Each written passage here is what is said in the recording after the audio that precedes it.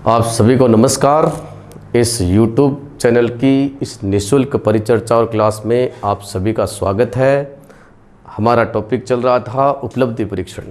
जी, जैसा कि आप सामने देख रहे हो स्क्रीन पर, उपलब्धि परीक्षण में आज अपन भाग 3 लेंगे और आज के भाग में हम लिखित परीक्षणों के जो 2 रूप हैं, एक वस्तुनिष्ठ परीक्षण, उसके गुण दोष पढ़ेंगे और इसके बाद में निबंधात्मक परीक्षणों के गुण दोष पढ़ेंगे। एक बार मैं आपको याद दिलाना चाहूँगा कि पहले 2 वीडियो में अपन ने क्या पढ़ लिया था। तो देखिए, ये वर्गीकरण अपन ने शुरू में देखा था। उपलब्धि परीक्षणों का वर्गीकरण 3 आधार पर, उद्देश्य के आधार पर, परीक्षा विधि के आधार पर और डगलस और हॉलैंड के अनुसार। आपने सामान्य और उपलब्धि परीक्षण है, इन दोनों के अंदर अंतर जो था शुरुआत में पढ़ लिया था। उसके बाद में अपन ने डगलस हॉलैंड का परमाणुकृत परीक्षण और शिक्षक निर्मित परीक्षण है, ये भी पढ़ लिया था। अब अपन बात करते हैं परीक्षा विधि के आधार पर। तो परीक्षा विधि के आधार पर पिछले दूसरे वीडियो में आपने मौखिक परीक्षण भी पढ़ लिया और प्रायोगिक परीक्षण भी पढ़ लिया था। ये दोनों बातें तो अपन ने कर ली थी। तो आज अपने को जो शुरुआत करनी है वो करनी है वस्तुनिष्ठ परीक्षण की। जी, वस्तुनिष्ठ परीक्षण के बारे में आज पढ़ेंगे। पहले इसके बारे में और समय मिला तो निबंधात्मक के बारे में या फिर अगले में देखेंगे। तो देखो, ये दोनों पढ़ चुके हैं, ये दोनों हो चुका है, ऊपर वाले दोनों करवा दिए हैं, अब 2 बचे हैं। वर्गीकरण चल रहा है, वर्गीकरण में से अपन ने सारी बातें पढ़ ली हैं। तो वस्तुनिष्ठ परीक्षण क्या होता है, देखिए आगे बढ़ते हैं। वस्तुनिष्ठ परीक्षण का सबसे पहले अर्थ बता देता हूं मैं आपको। वस्तुनिष्ठ परीक्षण का मीनिंग क्या है। वस्तुनिष्ठ परीक्षण आप सब जानते हो लिखित परीक्षण का ही एक रूप है। जैसे लिखित परीक्षा के अपन 2 रूप मान लेते हैं, एक तो सब्जेक्टिव, एक ऑब्जेक्टिव। तो ये ऑब्जेक्टिव टेस्ट कहलाते हैं अंग्रेजी में। वस्तुनिष्ठ परीक्षण का मतलब है ऑब्जेक्टिव टेस्ट। जी, अब ये जो ऑब्जेक्टिव टेस्ट है, इनमें इस परीक्षण में वस्तुनिष्ठता का क्या अभिप्राय है, वस्तुनिष्ठता कैसे कहते हैं। तो मैं आपको याद दिला दूं कि आप जब मूल्यांकन पढ़ रहे थे उस समय आपको मैंने आदर्श मूल्यांकन की विशेषताएं बताई थी और उनमें एक विशेषता आपने पढ़ी थी जिसका नाम था ऑब्जेक्टिविटी, वस्तुनिष्ठता। तो वस्तुनिष्ठता जो है वो क्या होती है, सबसे पहले तो ये समझ लीजिए। उसमें मैंने आपको बताया था कि परीक्षण का वो गुण होता है जिसमें किसी परीक्षण में पूछे गए प्रश्न जो होते हैं ना, प्रश्न का सही उत्तर निश्चित होता है या सही उत्तर एक से अधिक नहीं होता है या सही उत्तर सबका एक जैसा होता है। ध्यान रखिएगा, उसी प्रश्न को आप वस्तुनिष्ठ प्रश्न कह सकते हो, उसी परीक्षण को आप वस्तुनिष्ठ परीक्षण कह सकते हो जिसमें 3 बातें होनी चाहिए। कौन कौन सी। नंबर 1, जिसका उत्तर क्या हो, निश्चित हो। जी, उत्तर निश्चित का मतलब एक ही उत्तर हो, फिक्स, भाई वही उत्तर आएगा, दूसरा उत्तर आ ही नहीं सकता। दूसरी बात, सही उत्तर सबका समान हो, सही उत्तर सबका समान हो। और तीसरी बात, एक से अधिक सही उत्तर नहीं हो। ये 3 बातें जिन परीक्षणों के प्रश्नों में होती है ना, उन्हीं को अपन ऑब्जेक्टिव टेस्ट कह सकते हैं। अब आप ये कह सकते हो कि लिखित परीक्षा का वह रूप, लिखित परीक्षा का वह रूप जिसमें प्रश्न का उत्तर निश्चित होता है, एक ही उत्तर होता है, बस सबका सही उत्तर सबका क्या होता है, एक जैसा होता है। एक से अधिक उत्तर जिसका आ ही नहीं सकता, उसी परीक्षण को अपन वस्तुनिष्ठ परीक्षण कहेंगे। अब आप ये कहोगे कि साहब सही उत्तर सबका एक जैसा ही होता है, सबका नहीं होता। जैसे आप हिंदी में निबंध लिखते हो, आपने निबंध लिखा महिला सशक्तिकरण पे, 50 लोगों से निबंध लिखवाया गया, सबको अलग अलग बैठा दिया। आप सब जानते हो 50 नंबर का निबंध दिया आपने, आपको 50 नंबर का निबंध दिया गया, 50 जनों से करवाया गया, सबके नंबर आते हैं, लेकिन किसी की लाइन भी आपस में मिलती नहीं है। आपको कुछ लोग ऐसे मिल जाएंगे जिनके 50 में से 40 आए हैं, 48 आए हैं, 35 आए हैं, लेकिन 2 ऐसे भी हो सकते हैं जिनके 40-40 नंबर आए हैं, या 2 ऐसे भी हो सकते हैं जिनके पूरे 50-50 नंबर आए हैं, निबंध में 50 में से 50-50, लेकिन दोनों की एक लाइन भी आपस में मिलान नहीं। जब उत्तर तरह तरह के आते हैं ना, तब मूल्यांकन करता क्या कर सकता है, पक्षपात कर सकता है। इसलिए आजकल परीक्षाओं का स्वरूप धीरे धीरे कैसा हो रहा है, वस्तुनिष्ठ हो रहा है। ऑब्जेक्टिव की देखो, पहले सब्जेक्टिव लिखित में होती थी परीक्षाएं, निबंध लिखते थे 20 शब्दों में, 50 शब्दों में, आरएस की मुख्य परीक्षा वगैरह, इनमें सारी चीजें होती थी। स्कूल व्याख्याता का पेपर भी पहले कैसे होता था, स्कूल व्याख्याता का पेपर भी लिखित में होता। नेट का जो फाइनल पेपर होता था उसमें भी लिखने पड़ते थे निबंधात्मक प्रश्न। जब हमने नेट करी थी उस समय निबंधात्मक प्रश्न लिखने पड़ते थे नेट में। तो आप सोचिए वो उत्तर सबके एक जैसे कभी नहीं होते, तो वहां पर भेदभाव की संभावनाएं बनी रहती हैं। इसलिए आजकल धीरे धीरे परीक्षाओं को वस्तुनिष्ठ बनाया जा रहा है ताकि मूल्यांकनकर्ता भेदभाव नहीं कर सके। क्योंकि एक वस्तुनिष्ठ परीक्षणों की एक विशेषता होती है, इन परीक्षणों में विश्वसनीयता अधिक होती है, क्योंकि इनकी कॉपी आप किसी से भी चेक करा लो लेकिन नंबर फिक्स रहते हैं। रीट की कॉपी आप चाहे कितनी बार चेक करा लेना, कोई अंतर नहीं आने वाला है। आएगा तो आंसर की में अगर कोई संशोधन होता है तो उसका आएगा, बाकी उत्तर चेंज नहीं हो सकता। तो देखो 3 बातें, वस्तुनिष्ठता का मतलब आपको 3 बातों से लेना है कि सबका उत्तर निश्चित होता है एक ही, सही उत्तर सबका एक जैसा होगा। और उस प्रश्न का, जैसे मैं एक प्रश्न आपसे पूछता हूँ, एक प्रश्न आपसे ये पूछ रहा हूँ कि भारत निम्नलिखित में से भारत का प्रथम मुगल बादशाह था, सबका उत्तर एक ही होगा, जहीरुद्दीन बाबर। सबका उत्तर एक ही मिलेगा आपको। सही उत्तर सबका क्या होगा, एक ही होगा। गलत तो अलग हो सकता है लेकिन सही एक ही होगा। लेकिन एक प्रश्न, ये प्रश्न वस्तुनिष्ठ है, लेकिन दूसरा प्रश्न जो मैं पूछूंगा ना वो वस्तुनिष्ठ नहीं है। जैसे प्रश्न पूछा गया, भारतीय युवाओं के सामने 2 सबसे बड़ी चुनौती कौन सी है, इसमें सभी युवाओं के उत्तर अलग अलग आएंगे। कोई कहेगा साहब बेरोजगारी है, कोई कैसी निर्धनता है, कोई कहेगा साहब जनसंख्या वृद्धि है, कोई कहेगा साहब अश्लील साहित्य है, कोई कहेगा साहब ये जो सोशल मीडिया वगैरह वो है, कोई कहता है कि नशा वगैरह है। सब अलग अलग बताएंगे। क्यों? क्योंकि इसका उत्तर व्यक्तिनिष्ठ होता है, वस्तुनिष्ठ नहीं होता। भारतीय संविधान की 2 विशेषताएं लिखिए।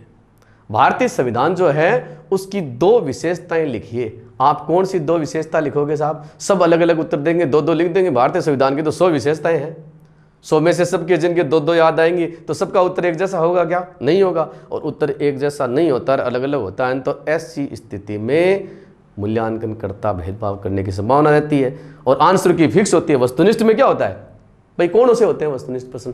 तो देख लीजिए, पहले मैं आपको यह भी बता देता हूँ कि वस्तुनिष्ठ प्रश्न की खास बात क्या होती है।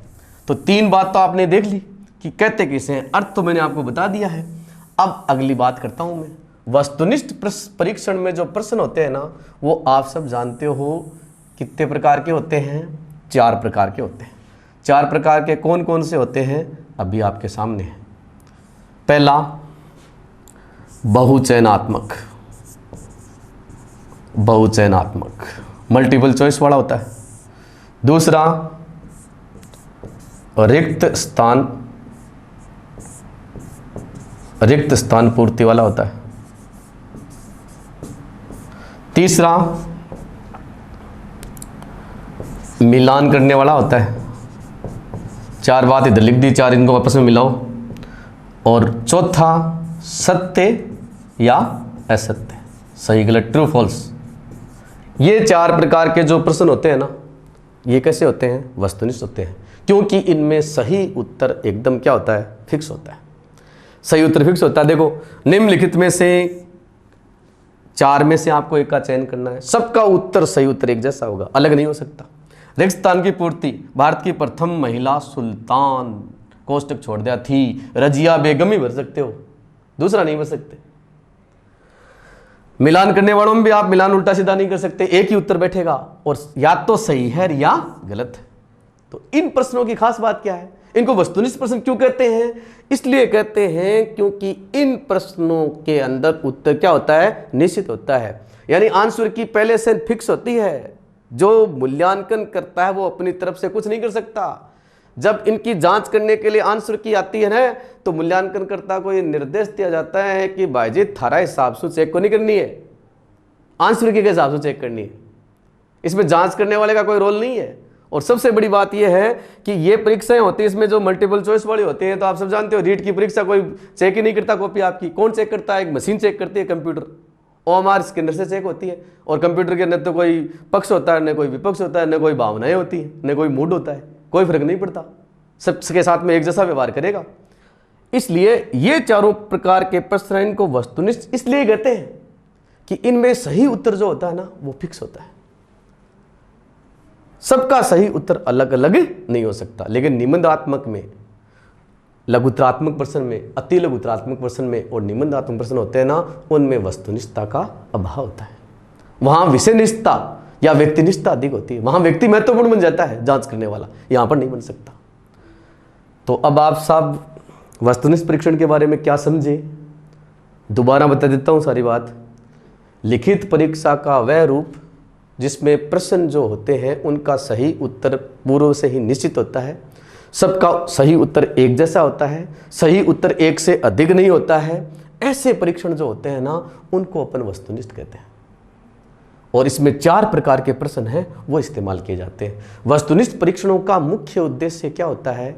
इन परीक्षणों का मुख्य उद्देश्य होता है कि किसी विषय का या प्रकरण का किसी विद्यार्थी को कितना गहरा ज्ञान है, कितना गहरा ज्ञान है, इसका पता करने के लिए ये परीक्षण प्रयुक्त किए जाते हैं।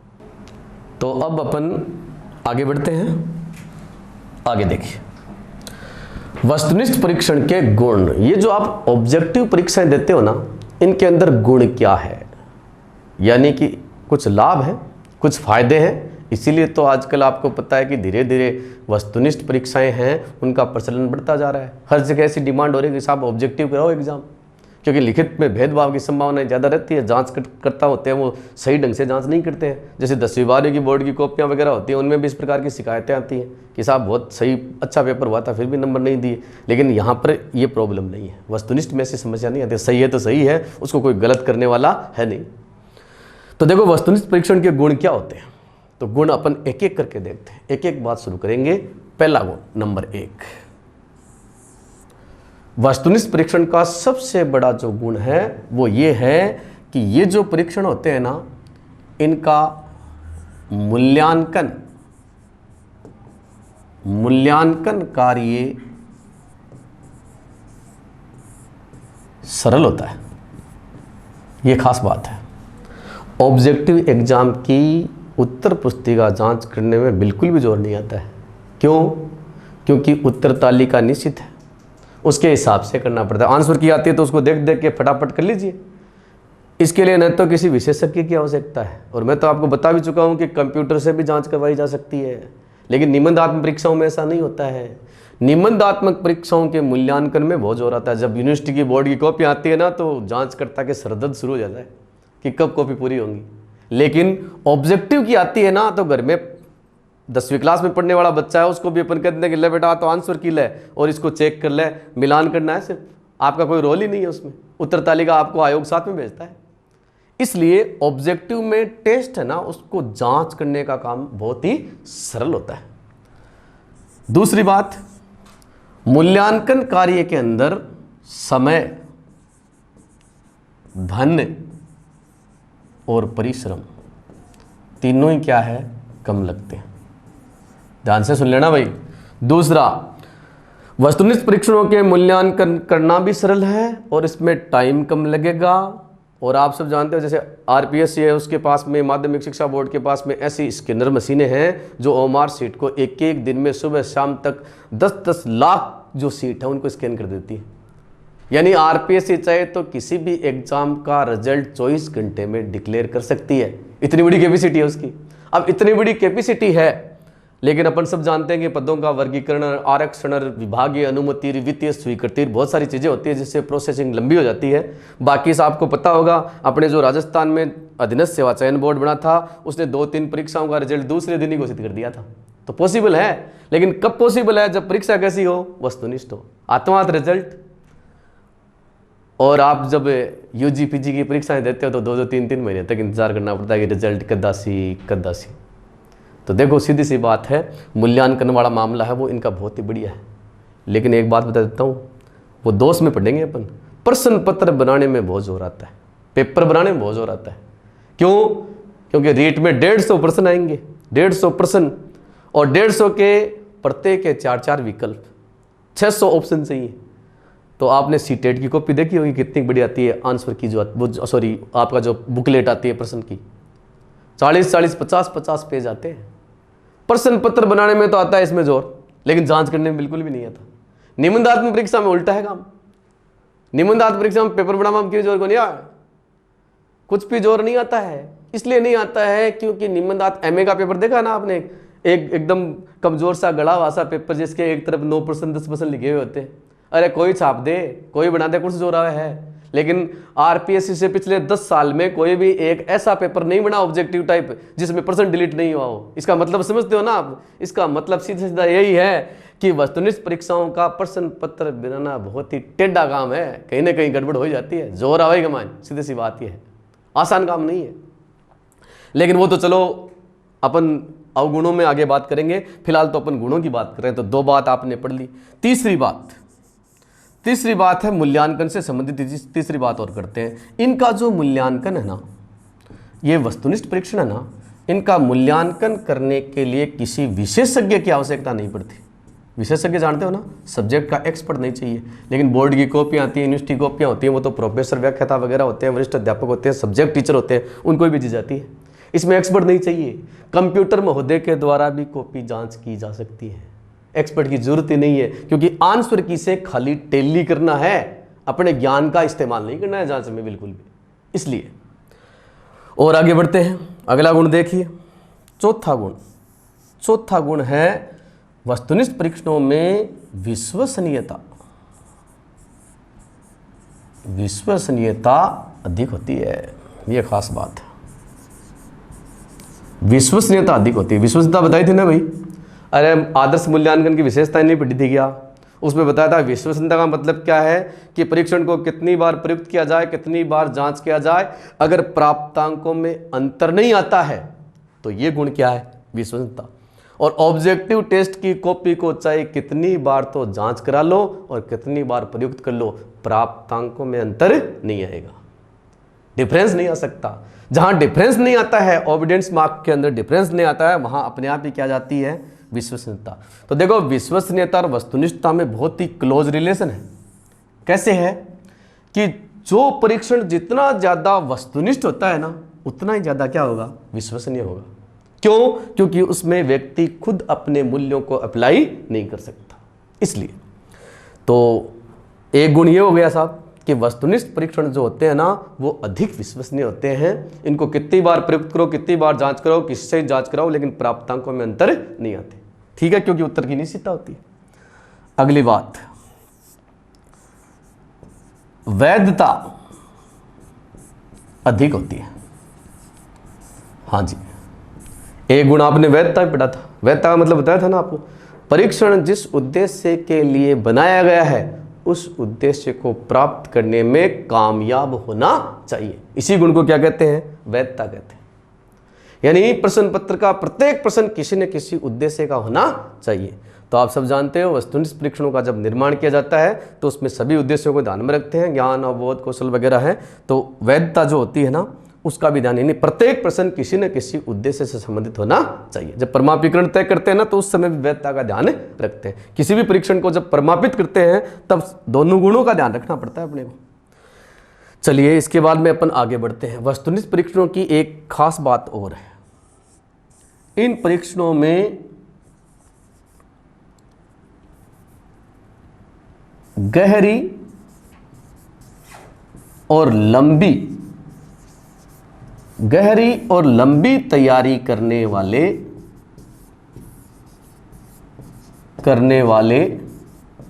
को अधिक लाभ मिलता है।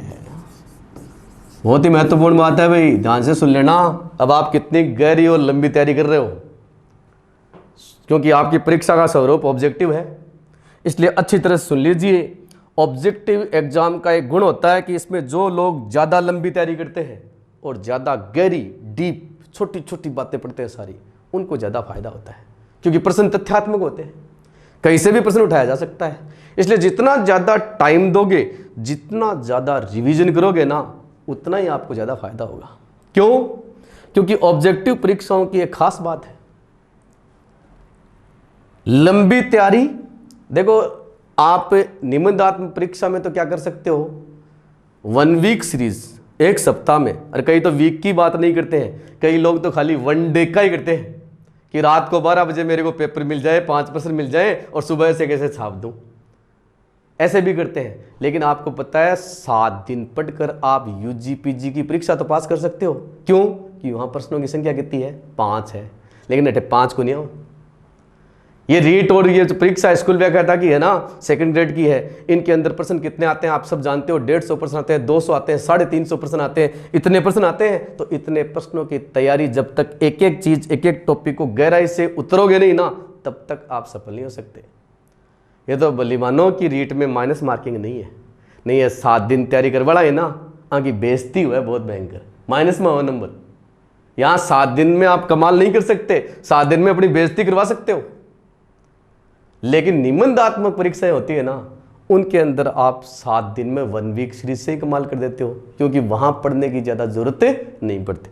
लेकिन इस चीज़ का एक नुकसान और भी होता है, जो अपन आगे देखेंगे और फायदा भी देखेंगे। तो अपन ने 6 बात पढ़ ली है, अब आगे बढ़ते हैं। अब 6 बात के बाद में 7वीं बात जो इसी से जुड़ी हुई है। 7वीं बात क्या है कि ये जो परीक्षण है ना, ये विद्यार्थियों में अध्ययन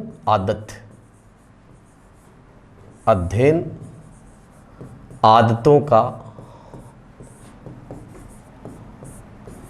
विकास करते हैं। ऑब्जेक्टिव एग्जाम होने से लोगों की पढ़ने की आदतें है ना, वो बढ़ गई हैं। कैसे? अरे भाई, अध्ययन आदतें कमजोर कब होती हैं? जब प्रश्नों की संख्या कम होती है, लास्ट में पढ़कर पास हो जाते हैं। लेकिन आप सब जानते हो कि वस्तुनिष्ठ परीक्षणों में पाठ्यक्रम भी खूब होता है और प्रश्नों की संख्या भी क्या होती है, ज़्यादा होती है। अब प्रश्नों की संख्या ज़्यादा होने से क्या होता है कि पढ़ना पड़ता है, तो जितना ज़्यादा पढ़ता है आदमी, उतनी ही उसकी अध्ययन आदत क्या होती है, विकसित होती है। आप सब ये भी जानते होंगे कि निबंधात्मक परीक्षाएं होती हैं यूजी पीजी में, तो अपन क्या करते हैं, पूरी साल तो पढ़ते नहीं हैं और लास्ट में पढ़ते हैं। पूरी साल नहीं पढ़ने से अपनी अध्ययन आदतें क्या हो जाती हैं, कमज़ोर हो जाती हैं। तो अध्ययन आदतें जब आदमी की कमज़ोर हो जाती है ना, तो फिर ऑब्जेक्टिव की तैयारी करने में जोर आता है। आप में से बहुत सारे लोगों ने कोचिंग वगैरह ज्वाइन कर रखी है। ज्वाइन करने की वजह क्या आप सब जानते हो, ये नहीं है कि मेरे को यहाँ से पूरा ज्ञान मिलेगा। बहुत सारे लोगों के तो ये है कि साहब घर पढ़े बन जाए, आदत को नहीं पढ़वा की, पढ़ाई छूट गई, कम से कम कोचिंग आओ तो 5-6 घंटे रेगुलर तो जाओ ना। इस चीज़ को लेकर भी आते हैं। तो देखो, कोचिंग की नौबत इसीलिए आई क्योंकि निबंधात्मक परीक्षाओं ने आपकी अध्ययन आदतों को क्या कर दिया, कमज़ोर कर दिया। इसीलिए आपको कोचिंग वगैरह ये इस प्रकार की चीज़ें करनी पड़ रही हैं। तो देखो, नियमित अध्ययन आदमी को काम की अनियमितता मारती है, अति नहीं मारती। काम चाहे कतो ही करो, अगर रेगुलर करोगे ना, तो निश्चित रूप से मानिए आपके कोई असर नहीं पड़ने वाला है। बहुत सारे शिक्षक हैं जो 10-10, 12-12 घंटे पढ़ाते हैं और थकते ही नहीं है, और थान पढ़ता ही जोर आ है, लोगों को पढ़ाते हुए जोर नहीं आ रहा है। अरे भाई, पढ़ाने में तो ज़्यादा ऊर्जा खपत होती है, बोलना पड़ता है, खड़े रहना पड़ता है। आप तो सीट पर बैठे बैठे पढ़ते हो और उसमें भी आपको जोर आता है। इसलिए आता है क्योंकि पढ़ने की आदत नहीं है, और टीचर इसलिए पढ़ा देता है क्योंकि उसको पढ़ाने की क्या है, आदत है। क्योंकि आदत जो होती है ना, उसकी खास बात होती है, एक आदत की खास बात ये होती है कि आदत से अध्ययन की आदमी की जो थकान वगैरह होती है ना, वो अपने आप ही दूर हो जाती है। आदत के कार्य में आदमी को कभी भी थकान नहीं होती, बस यही बात है। तो देखो, एक खास बात यह है कि जहां निबंधात्मक परीक्षाओं ने आपकी अध्ययन आदतों को कमजोर किया, वहीं ऑब्जेक्टिव एग्जाम है, उन्होंने आपको फिर से पढ़ने के लिए आदत डालने की शुरुआत कर दी। अगली बात पढ़ते हैं। अगला बिंदु, वस्तुनिष्ठ परीक्षण के अंदर अगला गुण है भाषा संबंधित कमजोरी। भाषा संबंधित कमजोरी बाधा पैदा नहीं करती, ये खास बात है। अरे भाई, ऑब्जेक्टिव एग्जाम के अंदर आपको भाषा संबंधी कोई भी कमजोरी बाधा नहीं पैदा करेगी आपके। क्यों? क्योंकि अठे तो एक ही काम करना है कि गोलियाँ काला होना चाहिए ढंग से, यहाँ एकदम बढ़िया तरीका हूँ, क्योंकि आपको गोले काले करने हैं, लिखना कुछ भी नहीं है। अगर किसी की राइटिंग खराब है, किसी की लिखने की स्पीड कम है, इसमें कोई दिक्कत नहीं है। इन परीक्षाओं का सबसे बड़ा फायदा ये होता है कि जिनकी भाषा कमज़ोर होती है ना, उनके भी दिक्कत नहीं आती है। तो एक ये भी गुण है इसका। दूसरी बात, अगला बिंदु लेते हैं, इसका 9वां गुण ले रहे हैं अपन। वस्तुनिष्ठ परीक्षा का 9वां गुण जो है वो ये है कि भाषा अभिव्यक्ति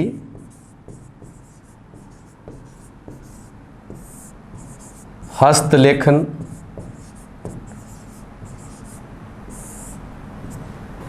शैली इत्यादि का अंकों पर प्रभाव नहीं पड़ता। यस, अंकों पर प्रभाव नहीं पड़ता। तो साहब आपकी भाषा व्यक्ति किस प्रकार की है, कोई फर्क नहीं पड़ने वाला है इसमें। भाषा काम में नहीं आती है। प्रतीकात्मक उत्तर होते हैं ऑब्जेक्टिव एग्जाम में। हस्तलेखनी लिखने की स्टाइल वगैरह है, उससे आपके नंबर बिल्कुल भी प्रभावित नहीं होंगे। तो भाषा संबंधी कमजोरियां जिन लोगों में होती है ना, उनको ये ऑब्जेक्टिव एग्जाम बहुत ही बढ़िया लगती है कि भाई जी ये क्यों नहीं चाहिए। वास्तव में लिखने का काम आता है। अभी बार सरकार ये मान लीजिए, अभी सरकार के मंत्री मान लीजिए या सरकार ये घोषणा कर दे कि रीट की परीक्षा है निबंधात्मक होगी, तो आप में से आधे लोग तो मैदान छोड़ के भाग जाएंगे कि मारो तो वो लिख जाए। क्यों? क्योंकि हम ऑब्जेक्टिव एग्जाम देते देते लिखने वाला काम लगभग बंद कर चुके हैं। लेकिन इसका काम है ना, ये इसका नुकसान भी होगा। जब आपको लिखने का मौका मिलेगा उस समय आपका पेन जवाब दे देगा, क्योंकि अपन गोले काले करने में तो एक्सपर्ट हो गए, लेकिन अभिव्यक्ति है वो धीरे धीरे कमजोर भी होती जा रही है। तो देखिए हर चीज का गुण भी है और दोष भी है। तो यहाँ पर ने 9 बात पढ़ ली है। आपको मैंने वस्तुनिष्ठ परीक्षण के 9 गुण बता दिए भाई। 10वां गुण देखिए। 10वां गुण क्या है? इन परीक्षणों से विद्यार्थियों में रटने की प्रवृत्ति कम होती है। खास बात है भाई, रटने की प्रवृत्ति कम होगी। अरे रीट में जितना सिलेबस है रट थोड़ी लोगे, सारे को पढ़ना है। ऑब्जेक्टिव एग्जाम है, याद करके थोड़ी जाना है कोई। अरे निबंध थोड़ी लिखने हैं।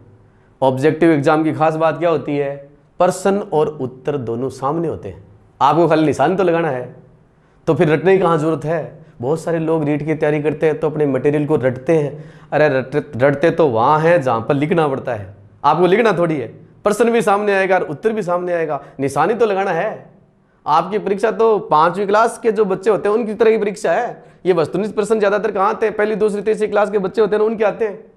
तो आपकी परीक्षा ना वो तो वाकई में 5वीं स्तर तक के बच्चों तक की परीक्षा है, इसलिए इसमें रटने वाला काम नहीं है। अगर आप रटते हो तो बहुत गलत तरीका है। रटने का काम 5वीं क्लास तक के लिए, यानी मुख्य रूप से जो शुरुआत प्राथमिक स्तर होता है ना, उसके लिए होता है। यहाँ पर इसकी जरूरत नहीं है। लेकिन ये जो वस्तुनिष्ठ परीक्षण होते हैं ना, इनकी खास बात होती है कि इनकी तैयारी करने पर विद्यार्थी में रटने की प्रवृत्ति कम हो जाती है। तो रटने की प्रवृत्ति बढ़ती कैसे है? निबंधात्मक परीक्षाओं से। आप एमए की परीक्षा देते हो ना, तो उसमें नहीं रहे 1 वीक सीरीज को, कुछ लोग तो लास्ट में गेट तक ले जाते हैं और उसके बाद में फेंकते हैं और ताज़ा ताज़ा लिखते हैं। आप सब जानते हो ये रटने वाला काम वहाँ पर है क्योंकि आपको 5-5 पृष्ठों में उत्तर लिखने होते हैं, इसलिए रटते हो। यहाँ रटने वाला काम नहीं है। ऑब्जेक्टिव एग्जाम में रटने की जरूरत नहीं है। परीक्षा के पहले दिन भी पढ़ने की जरूरत नहीं है, क्योंकि रिकॉल बेस्ड प्रश्न आता है। अगर रिकॉलिंग हो गई तो ठीक है, 2-3 दिन पहले अगर पढ़ाई बंद भी कर दो ना, कोई फर्क नहीं पड़ने वाला है। लेकिन यूजी पीजी में तो आप पढ़ते हो 2-3 दिन में, लास्ट वालों में, तो यहाँ तो मतलब ही नहीं है। तो रटने की प्रवृत्ति कम होती है। इससे खास बात यह है, अध्ययन आदत तो विकसित होती है, रटने की प्रवृत्ति भी क्या हो जाती है? कम हो जाती है। अगली बात, विभेदकारिता। विभेदकारिता अधिक होती है। खास बात, आपने मूल्यांकन की विशेषताओं में पढ़ी थी विभेदकारिता। विभेदकारिता का मतलब परीक्षण का वह गुण कि मूल्यांकन होने के बाद में प्रतिभाशाली, औसत और निम्न तीनों क्या हो जाए? अलग अलग हो जाए, अलग अलग करने वाली होनी चाहिए। तो विभेदकारिता उन परीक्षणों में ज़्यादा होती है जिसमें प्रश्न ज़्यादा होते हैं। वस्तुनिष्ठ परीक्षण जो होते हैं ना, उनमें प्रश्नों की संख्या ज़्यादा होती है। तो प्रश्नों की संख्या जितनी ज़्यादा होगी और कठिनाई स्तर को मेंटेन किया जाएगा ना, तो निश्चित रूप से विभेदकारिता अपने आप ही पैदा हो जाएगी। अरे यूजी और पीजी, एमए में सबके परसेंटेज कितने आते हैं? एमए में आप देखते हो, जैसे हिस्ट्री में पॉलिटिकल साइंस में ज़्यादातर लोग 50 से लेकर 60% के बीच में, कितने लोग, लगभग 90% कैंडिडेट होते हैं ना, उनके परसेंटेज 50 से 60 के बीच में होते हैं। क्यों होते हैं? क्योंकि प्रश्न तो 5 ही आते हैं ना। अरे 5% में तो कोई भी आदमी प्रतिभा दिखा सकता है, 5% तो कोई कर दे। अब 5% में प्रतिभाशाली, मंदबुद्धि, पिछड़ार, औसत कोई फर्क नहीं हो पाता है। परसेंट 150 में जना बेरो पड़ेगा कौन प्रतिभाशाली, क्योंकि उसको क्षेत्र मिल जाता है। प्रतिभाशाली को जब तक प्रतिभा दिखाने का अवसर ही नहीं मिलेगा, प्रश्न ही 5 है, तो प्रतिभा कहाँ दिखाएगा? तो सीधी सी बात है, विभेदकारिता वस्तुनिष्ठ परीक्षणों में इसलिए ज़्यादा होती है, प्रश्नों की संख्या। आप जैसे ऑब्जेक्टिव एग्जाम होती है ना, जैसे फर्स्ट ग्रेड है, सेकंड ग्रेड है, इनमें माइनस मार्किंग है, रीट में तो चलो नहीं है। तो आपको पता होगा सेकंड ग्रेड में एक बार टीएसपी एरिया का जो लड़का था उसके -4 नंबर आए थे, सिलेक्शन हुआ था उसका, -4 नंबर आए थे। अब देखो, और उसमें जनरल था ना, उसके 350 में से जैसे 250 है, 300 यहाँ मेरिट रह रही है। एक का 250 में चयन हो रहा है, एक का 4 में चयन हो रहा है। विभेदकारिता देखो आप कितना अंतर आ रहा है। अरे इक्के तो आरपीएससी समा मांगे 4 नंबर, फिर भी मास्टर बन गो, सब बड़ी बात तो है ना। तो आप ये देखिए कि विभेदकारिता ऑब्जेक्टिव में ज्यादा होती है क्योंकि प्रश्नों की संख्या ज्यादा होती है, और यूजी पीजी में विभेदकारिता कम होती है, संख्या बराबर सा ही परसेंटेज है। क्यों? क्योंकि प्रश्न कम होते हैं, सीधी सी बात है। अगली बात देखिए, विभेदकारिता के बाद में अगला गुण है संपूर्ण पाठ्यक्रम। ध्यान से सुनिएगा, संपूर्ण पाठ्यक्रम से प्रश्न पूछे जा सकते हैं। बात सही है? तो भाई प्रश्न पूछ सकते हो आप। कैसे? अरे प्रश्नों की संख्या ज्यादा होती है। एमए के अंदर जैसे आपके 20 पाठ है, 20 पाठ है, प्रश्न कितना में 5, कता पठम वसा 80 5 मसू, तो मूल्यांकन कितना भाग को हो रहे हैं? खाली 5 पाठा हो रहे, 15 को तो मूल्यांकन हो रहे नहीं है। अरे भाई जब मूल्यांकन ही नहीं हो रहा है, 25% का मूल्यांकन हो रहा है। और रीट में जैसे मान लीजिए आपके रीट की परीक्षा है या सीटेट की परीक्षा है, उसमें 150 प्रश्न आते हैं, तो 150 टॉपिक है, सब कवर हो जाते हैं, एक एक में से एक एक पूछो आराम से। प्रश्नों की संख्या ज्यादा होने के कारण संपूर्ण पाठ्यक्रम को कवर किया जा सकता है, एक गुण ये भी होता है। और अगला गुण जो है लास्ट, वो ये है कि कम समय में, ये भी खास बात है भाई, कम समय में अधिक प्रश्न पूछे जा सकते हैं। आप सबको याद होगा राजस्थान में पहली बार रीट की आरटेट की एग्जाम हुई थी 2010 में, विज्ञापन 11 में परीक्षा। आरटेट में आपको पता है 90 मिनट का टाइम मिला था। कितना? 90 मिनट। प्रश्न कितना? 150। और इनमें 30% गणित का भी हल होंगे, 30 इंग्लिश का भी हल। अब आप सोचो कि कितना टाइम मिल रहा है, 90 मिनट में 150 क्वेश्चन करने पड़ रहे हैं, कैसे होंगे भाई? लेकिन ऐसा ऑब्जेक्टिव में संभव है। इन परीक्षाओं में कम टाइम में 1.5 घंटा का मायने 150 प्रश्न पूछ सके, और यूजीपीजी में 3 घंटे में 5 प्रश्न पूछते हैं। तो इसका मतलब क्या हुआ? इसका मतलब सीधा सीधा है कि वस्तुनिष्ठ परीक्षण जो होते हैं उनमें कम टाइम में ज्यादा से ज्यादा प्रश्न पूछ सकते हो आप, ये भी इनका एक गुण है। तो इस प्रकार से वस्तुनिष्ठ परीक्षणों के गुण अपन ने पढ़ दिए। 13 बिंदुओं में सारी बातें क्लियर हैं। अब इसके दोष देखते हैं, आगे देखिए। वस्तुनिष्ठ परीक्षणों के दोष में पहला दोष प्रश्न पत्र के निर्माण को लेकर। इन परीक्षणों का प्रश्न पत्र जो है उसका निर्माण कार्य जो है वो बहुत ही कठिन होता है भाई। पेपर बनाने में बहुत जोर आता है। मैंने आपको बताया सीटेट का पेपर देखते हो आप, बहुत ज़्यादा खर्चे का काम है, बहुत ज़्यादा लेबर का काम है, क्योंकि प्रश्न बनाना, उनके विकल्प बनाना। भाई यूजी निबंधात्मक परीक्षाओं में तो पेपर बनाने में जोर ही नहीं आता है, लेकिन ऑब्जेक्टिव परीक्षा में जांच करने में तो जोर नहीं आता है, लेकिन पेपर बनाना बहुत ही कठिन काम है। अगर आपको विश्वास नहीं तो आरपीएससी से पूछ लो, आप बोर्ड से पूछ लो, कितने % डिलीट करते हैं हर परीक्षा में। इसका मतलब उनसे सही पेपर बनता ही नहीं है। सही पेपर क्यों नहीं बनता है? क्योंकि वस्तुनिष्ठ परीक्षण है ना, उसका निर्माण करना आसान काम नहीं है, कठिन है काम बहुत। दूसरा, प्रश्न पत्र का जब निर्माण करोगे ना आप, तो भैया समय भी लगेगा, एक दिन में पेपर कौन बने, परिश्रम भी लगेगा, लेबर भी ज़्यादा लगता है, और साथ साथ में धन भी ज़्यादा खर्च करना पड़ता है। आप सब जानते हो यूजी का पेपर बनाना हो, पीजी का बनाना हो, 10-15% बनाने होते हैं, कोई बना देता है, नई टाइम लगता है, नई ज़्यादा लेबर लगता है, नहीं कोई खर्च आवे, एक कागज़ के ऊपर एक तरफ छप जाता है। लेकिन सीटेट का आरटेट के पेपर बनते हैं, उनकी प्रूफ रीडिंग करनी है, उनकी प्रिंटिंग करवानी है, और इतने सारे पेज, आपको पता है बहुत खर्चे का काम है। इसलिए इसमें प्रश्न पत्र से निर्माण संबंधी काम है ना, वो थोड़ा सा टिपिकल है। तीसरी बात, इन परीक्षणों में व्यापकता का अभाव होता है, व्यापकता का अभाव होता है। एक कमी ये भी होती है, व्यापकता का मतलब समझते हो ना, आपको बताया था ना मैंने, मूल्यांकन की विशेषताओं में व्यापकता का अर्थ क्या पढ़ा था आपने? मूल्यांकन का वह गुण जिसमें परीक्षण के अंदर ज्ञान, अवबोध, कौशल, ज्ञानोपयोग सभी प्रकार के उद्देश्यों को शामिल किया जा सके। जब किसी परीक्षण में सभी प्रकार के उद्देश्यों से संबंधित प्रश्न शामिल कर दिए जाते हैं ना, तो उसमें व्यापकता आ जाती है। तो आप ये बताइए कि वस्तुनिष्ठ परीक्षण ज्यादा व्यापक होता है या निबंधात्मक? निबंधात्मक होगा भाई। निबंधात्मक में मुख्य रूप से यहाँ पर मैं सब्जेक्टिव एग्जाम जो है, जैसे 10वीं की परीक्षा होती है, तो 10वीं की परीक्षा में 1 लाइन वाले प्रश्न भी आते हैं, 20 शब्दों वाले भी आते हैं, 50 शब्दों वाले से 200 शब्दों वाले भी आते हैं, हर टाइप के प्रश्न आते हैं। अब हर टाइप के प्रश्न वहाँ पर आते हैं, तो वहाँ पर आप तरह तरह के प्रश्न पूछ सकते हो। जैसे मैं आपको उदाहरण बताता हूँ, जैसे एक उद्देश्य अपना ज्ञान है, एक अवबोध है, और एक कौशल है, और एक ज्ञान का उपयोग है, ज्ञानोपयोग। ये जैसे एक पेपर में मान लो आपको सभी उद्देश्यों के प्रश्न पूछने हैं, तो ऑब्जेक्टिव में पॉसिबल नहीं है। क्यों? ऑब्जेक्टिव में ज्यादातर ज्ञानात्मक पक्ष के प्रश्न पूछे जाते हैं, सूचनात्मक प्रश्न पूछे जाते हैं, तो ये प्रश्न वहां पर ज्यादा आते हैं। लेकिन जैसे एक प्रश्न पूछा कि भारत के प्रथम राष्ट्रपति का नाम बताइए, ये ज्ञानात्मक प्रश्न है, ऐसा प्रश्न यहां पर पूछा जा सकता है।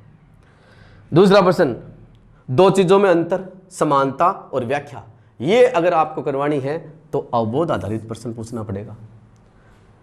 राज्यसभा और लोकसभा में 2 अंतर बताइए, ठीक है। इसी प्रकार धन विधेयक और वित्त विधेयक में 4 अंतर बताइए। तो इस प्रकार का प्रश्न है ना, वो आप ऑब्जेक्टिव में थोड़ी दे सकते हो, ये तो उसी में आएगा, सब्जेक्टिव एग्जाम में आ सकता है। इसी प्रकार से मानचित्र में, मानचित्र है उसके अंदर स्थानों को चिन्हित करवाना ज्ञानोपयोग है। आंख का नामांकित चित्र बनाइए, ऐसा प्रश्न आपको पता है 10वीं की परीक्षा की बोर्ड की परीक्षा में आता है, तो उसमें आता है। लेकिन कौशल आधारित प्रश्न है वो ऑब्जेक्टिव में नहीं आ सकते। इसलिए व्यापकता है ना, उसका गुण वस्तुनिष्ठ की तुलना में जो सब्जेक्टिव विषयनिष्ठ एग्जाम होते हैं ना, उनमें ज्यादा होता है। अगली बात देखिए, इसके बाद में आगे बढ़ते हैं। एक दोष इसका यह है कि इसमें तुक्के या अनुमान से, तुक्के या अनुमान से उत्तर सही हो सकते हैं, यह भी एक खास बात है। बहुत सारे लोगों का यह कहना है कि साहब ये ऑब्जेक्टिव एग्जाम होती है ना, उसमें तुक्के बहुत मारते हैं। जब माइनस मार्किंग नहीं होती है तो आपकी रीट है ना, उसमें पूरी संभावना है ऐसी। भाई रेट की परीक्षा के माए तो बड़ा सारा लोग जगह प्रश्न नहीं ऐसे, तो तुक्का मारसी खाली तो कोई कौन छोड़ रहा है। 150 प्रश्न आते हैं, सब 150 के 150 करके आएंगे, लेकिन किसी को आ तो चाहे 80 रहे हो, 90 रहे हो, लेकिन 150 पूरे करेंगे। तो कई लोग ऐसे हैं जिनका तुक्का सही लगेगा और उनका चयन हो जाएगा। तो बहुत ही अन्याय की बात है, नहीं होना चाहिए ऐसा। अरे तुक्का का आधार पर किसी के 10 तुक्के लग गए और उसका चयन हो गया, तो ये तो बहुत अन्यायपूर्ण बात है। लेकिन आपको पता है निबंधात्मक परीक्षाओं में तुक्के से उतर सकते, क्योंकि तुक्को 4 या 5 पेज को नहीं है, इतना लंबा तुक्का नहीं हो सकता किसी का सही। यहां क्या है कि सांकेतिक उत्तर होता है, इसलिए क्या है तुक्के से या बाउंस मारकर भी उत्तर सही हो जाता है। तो एक ये भी इसका अवगुण है। अगला अवगुण क्या है कि साहब ये जो वस्तुनिष्ठ परीक्षण होते हैं ना, इनमें नकल की संभावनाएं बहुत ज्यादा होती है, नकल की संभावनाएं। अब चूंकि नकल की संभावनाओं को कम करने के लिए बहुत सारी व्यवस्थाएं की जाती हैं। जैसे मान लीजिए प्रश्नों की सीरीज चेंज की जाती है, प्रश्नों के विकल्प हैं उनको भी आजकल ऊपर नीचे करने लग गए, लेकिन फिर भी ऑब्जेक्टिव एग्जाम में ये नकल की संभावनाएं बनी रहती है। निबंधात्मक परीक्षाओं में नकल की ज़्यादा संभावना नहीं है, अगर है तो भी वहाँ पर कोई बहुत बड़ा उलटफेर नहीं हो सकता, क्योंकि अपन सब जानते हैं बड़ा प्रश्न होता है, उसके ऊपर नकल करने बैठ जाए ना तो एक ही प्रश्न होता है, बाकी सारे के सारे रह जाते हैं। जबकि इसमें क्या है कि उत्तर बहुत ही संकेत में होता है। भाई संकेतात्मक उत्तर होता है, गोला काला करना, टिक मार्क करना, इस प्रकार से उत्तर दिया जाता है, तो इसमें तो संभावना रहेंगी, इशारे से कोई उत्तर बता देता है। पहले हम भी जब छोटी क्लासों में पढ़ा करते थे तो इस प्रकार से इशारे करते थे।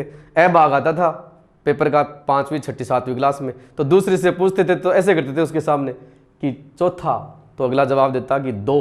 इस प्रकार से संकेतों में उत्तर देना, या फिर पहले से प्लान बना के अगर ए उत्तर है तो नाक के हाथ लगाना है, ब उत्तर है तो इस कान के लगाना है, ठीक है, स है तो इसके लगाना है, द है तो यहाँ पर हाथ लगाना है। तरह तरह के तरीके हैं, क्योंकि देखो नकल में अकल वाली चीज़ है ना वो खूब चलती है, और यहाँ पर अपन सब जानते हैं कि नकल की संभावनाएं बनी रहती हैं।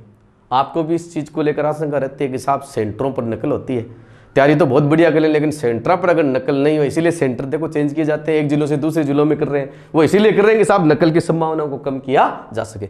इसलिए वस्तुनिष्ठ परीक्षाओं का एक बहुत बड़ा अवगुण है ये कि इसमें नकल की संभावनाएं थोड़ी क्या है, ज़्यादा रहती है। तो आगे बढ़ते हैं। 5 दोष हमने पढ़ लिए हैं, छठा दोष देखिए। छठा दोष क्या है? तथ्यात्मक जानकारी।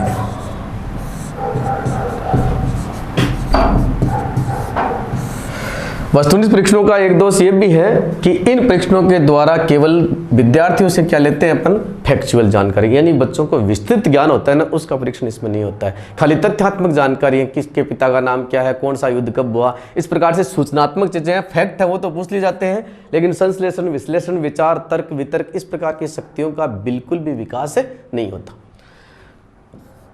एक भाषा को लेकर भी बड़ी दिक्कत है। तो मैंने आपको व्याकरण गुण में तो अपन ने ये बात देखी थी कि भाषा संबंधी कमजोरी बाधा नहीं पड़ती, लेकिन ऐसे परीक्षण देने से भाषा अभिव्यक्ति कमजोर होती है। तो देखो भाषा अभिव्यक्ति और शैली, आपकी भाषा अभिव्यक्ति और शैली जो है वो क्या है, विकसित नहीं होती, इसका विकास बिल्कुल भी नहीं होता है भाई। इसमें अपन लगातार जब ऑब्जेक्टिव एग्जाम देते हैं ना, तो अपने लिखने का हस्तलेखन वगैरह है, इन सब चीज़ों में शैली अभिव्यक्ति है, इनमें कमजोरी आ जाती है, इनका विकास बिल्कुल भी नहीं होता। एक दोष ये भी है। अगली बात भाषा से ही संबंधी है कि भाषा संबंधी कमजोरी, ध्यान से सुनिएगा, भाषा संबंधित कमजोरी, भाषा संबंधी कमजोरी पकड़ में नहीं आती है, जबकि अपन सब जानते हैं कि भाई भाषा संबंधी कमजोरी पकड़ में तो आनी चाहिए। अगर भाषा संबंधी कमजोरी पकड़ में नहीं आएगी तो ये कमजोरी हमेशा के लिए रहेगी। इसलिए ऐसे परीक्षण दोगे तो किसी के हस्तलेखनी का, मात्राओं का, वर्तनी वगैरह है, इन सब के बारे में, अभिव्यक्ति के बारे में अपने को जानकारी नहीं मिलेगी। जैसे स्कूल व्याख्याता की परीक्षा को ऑब्जेक्टिव कर दिया, ठीक है, अब ऑब्जेक्टिव कर दिया, समस्या क्या आ रही है, जैसे बहुत सारे लोगों का चयन हुआ, कुछ ऐसे लोगों का चयन हो गया जिनकी अभिव्यक्ति बहुत ही कमजोर है। क्यों? क्योंकि अभिव्यक्ति और भाषा शैली, लेखन बोर्ड पर लिखते हैं तो एक लाइन यहाँ से शुरू करते हैं और वो नीचे तक पहुंच जाती है, या यहाँ से शुरू करते हैं ऊपर चली जाती है। वो इसलिए जाती है क्योंकि उनकी भाषा, अभिव्यक्ति और कौशल वगैरह, हस्तलेखन का जांच ही नहीं हुई। डेमोन्स्ट्रेशन क्लास अगर करवाते, पढ़ा के दिखाते ना, तो ये नौबत नहीं आती। क्योंकि जिस टीचर को पढ़ाना होता है, भाषा व्यक्ति जिसका संप्रेषण कौशल बढ़िया, तो उसके कौशल की जांच तो होनी चाहिए ना, लेकिन इनके द्वारा ऐसी जांच नहीं होती। ये भी इनका बहुत बड़ा दोष है। इसके बाद में अपन आगे बढ़ते हैं। अगली बात, व्यापकता का अभाव है। इसमें व्यापकता नहीं होती, विभेदकारिता होती है, विश्वसनीयता होती है, वैधता होती है, ये गुण तो होते हैं, लेकिन व्यापकता नहीं होती। मैंने आपको बताया ना, ज्ञान, अवबोध, कौशल वगैरह है, वो चीज़ आपको इसमें नहीं मिलेगी, वो आपको निबंधात्मक मिलेगी। इसके अंदर वो चीज़ आपको बिल्कुल भी नहीं मिलेगी, क्योंकि निबंधात्मक में तो सब्जेक्टिव एग्जाम में तो वो अपन कर सकते हैं, लेकिन इसमें पॉसिबल नहीं है। इसमें ज़्यादातर क्या है कि अधिगम का जो ज्ञानात्मक पक्ष है ना, भावात्मक और क्रियात्मक के प्रश्न नहीं होते हैं। इस वजह से इसमें व्यापकता की थोड़ी क्या होती है, कमी होती है। और 10वां बिंदु देखिए, अगला है मौलिकता, मौलिकता एवं सृजनशीलता। सृजनशीलता का विकास नहीं होता, बिल्कुल भी नहीं होता भैया। आप अपनी मौलिक चीज है ना वो लिख ही नहीं सकते भाई। अपन 20 शब्दों का, 50 शब्दों का या निबंध वगैरह लिखते हैं तो अपनी मौलिक जो विचार है, सृजनशीलता है, अपन जो अपने दिमाग में जो नई नई चीजें आती हैं, क्रिएटिविटी आती है, वो सारी चीज व्यक्त कर सकते हैं वहां तो सब्जेक्टिव में, लेकिन ऑब्जेक्टिव में तो कुछ नहीं कर सकते। और साथ साथ में एक दोष ये भी है कि स्वतंत्र विचार प्रकट करने की स्वतंत्रता नहीं होती, या स्वतंत्र विचार व्यक्त नहीं कर सकता। अब आप ऑब्जेक्टिव एग्जाम दे रहे हो, आपने प्रश्न पढ़ा रहा, आपके मन में कोई विचार आया कि मैं साहब इस पे कुछ लिखना चाहता हूं, तो लिख नहीं सकते, क्योंकि लिखा हुआ आता है कि ओएमआर शीट पर किसी प्रकार की बात अगर आपने, आजकल वो एसएससी में चल रहा है ना मामला, जो शब्द लिखते हैं, किसी का नाम लिख दिया, इस प्रकार के संकेत लिखते हैं, उनको नकल को लेकर इस प्रकार का जो सिस्टम चल रहा है। तो देखो वस्तुनिष्ठ परीक्षण का एक दोष ये भी है कि इसमें विद्यार्थी अपने विचार व्यक्त नहीं कर सकते। अगर किसी के मन में कोई विचार पैदा हो रहे हैं ना, तो आपका माय रखो, प्रकट को नहीं कर सके। विचार का मौका मिलता है आपको, लेकिन किस में मिलेगा? निबंधात्मक में। निबंधात्मक में तो आप चाहे उल्टे सीधे विचार खूब लिख देते हो, जो विचार आपके नहीं आने चाहिए वो भी लिख देते हो, लेकिन यहाँ पर इस प्रकार की कोई संभावना नहीं, तो स्वतंत्र विचार व्यक्त नहीं कर सकते। तो इस प्रकार से देखो, और एक गुण और अपन दोष और बता सकते हैं 12 नंबर पर। तो 12 नंबर पर अपन ये दोष देख सकते हैं कि ये जो परीक्षण होते हैं ना, इससे विद्यार्थी की चिंतन करने की, तर्क करने की, विचार करने की, समस्या समाधान करने की, विश्लेषण करने की,